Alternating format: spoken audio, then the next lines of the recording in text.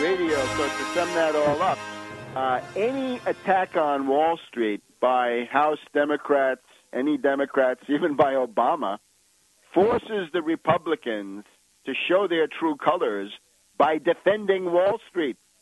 Obviously, the Republicans are as big Wall Street puppets as Obama ever has been.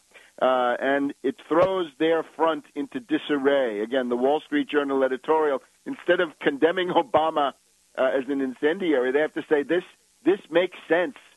Moral hazard, having hedge funds and banks under the same roof doesn't work. Mario Gabelli, a speculator on CNBC this morning, says, this is like Kennedy attacking Roger Blau of U.S. Steel back in 1961. Now, that's the kind of opposition you want, the kind of opposition that compares you to Kennedy. So this is a moment of great promise.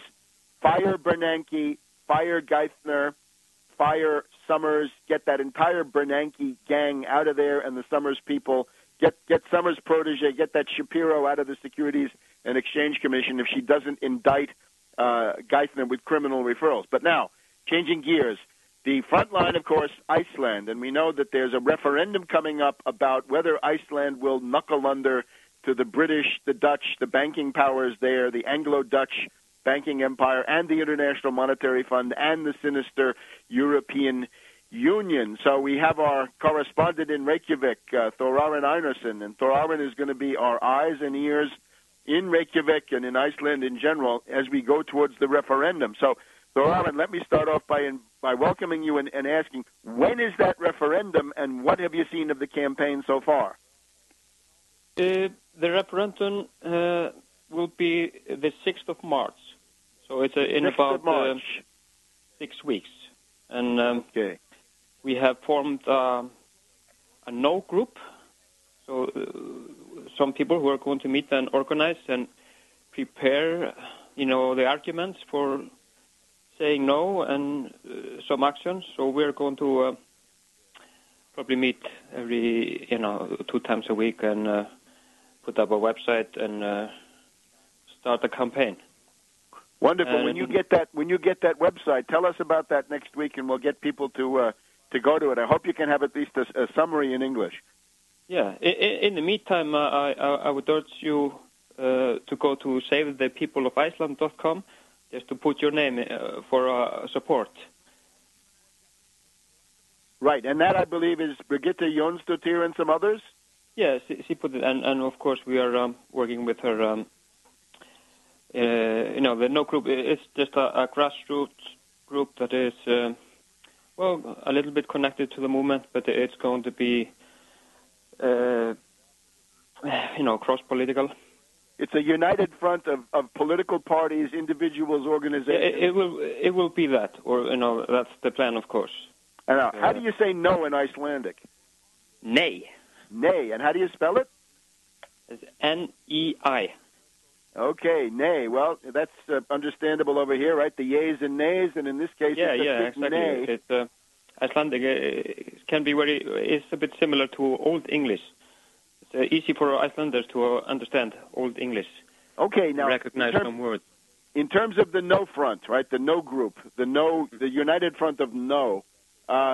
First of all, maybe tell us what kinds of organizations, or maybe you'd like to tell us at least what kinds of politicians you've got. I guess it's a combination of grassroots and established political people. So tell us something about how it's working. Well, actually, this group was just formed in a meeting, connected to it was actually the movement that got, parliament members. It was founded after the revolution. Well, yeah, actually, now it's the first, it's the 1-year anniversary of this pot and pan revolution. Was 2 days ago, and it was when the people kicked out the government, and it was, of course it didn't get much better instead, but the importance of this event is that the people felt their power.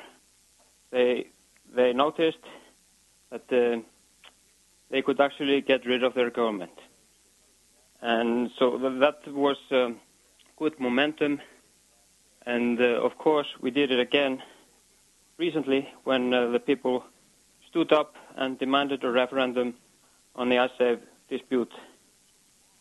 And so the government. Now, that's for people who don't know any of this, and that's a large number.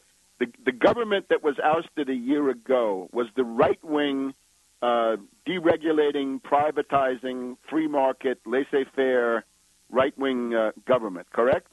Yes, it was actually two coalitions that are mainly responsible, but the Independence Party being a partner in both of them and being in power for about 18 years. And so they are the mainly responsible, but the Social Democrats, who are now in power with the Left Greens, they were in this last government that we kicked out. And so they are also... But basically, a year ago, you go from the right-wing government to the Social Democrats, then coming in with the Left Greens as a coalition partner. Yes, and of course, people had some hopes that this would be much better, but they haven't shown any guts, and they haven't done the things that they were expected. And if I understand, the line of the Social Democrats is you must pay the debt so that you can be admitted into the European Union and undergo all of that, oppression and harassment that the European Commission is going to pour on your head. Yeah, well, this is probably the policy, but of course they deny it. It is debated in Iceland whether we say that the solving the IceSafe dispute is like a ticket to the EU, and the government says there is no connection, obviously wrong. Mm-hmm. But of course there is a connection, and finance ministers, at least in the UK, have used this as a threat against Iceland. But of course, I just welcome it as being opposed to the EU. I'm just fine with that they use it to block Iceland from joining the EU. Thorin, can you tell us who are the politicians and parties who say pay the debt, and what kinds of arguments do they use? Well, this is of course just the coalition parties with this. The main argument is that if we don't pay, we have difficulties to access foreign capital loans, and we actually have even threats from. I remember the Danish finance minister. He said if the people of Iceland will say yes, we will grant you the loans or more loans, and we have similar, I think, from Sweden, but Finland has said that they should actually help us, even if we say no. But the main arguments of the on those, the Dane is what? The Dane is a right winger, isn't he? Yeah, I'm not sure, but I assume.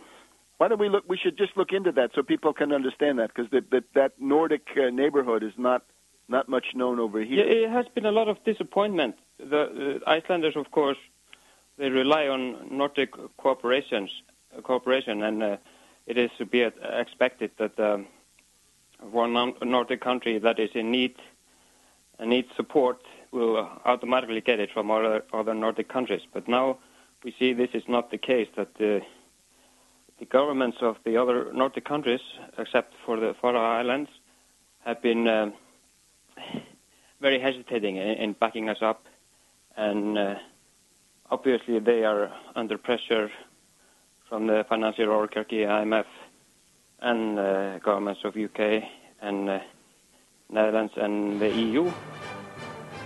All right, so Aaron, I guess that's our segment. So we'll be looking for you next week, and keep us abreast of the developments, and more power to you. Yep. Thank you very much. See you next week.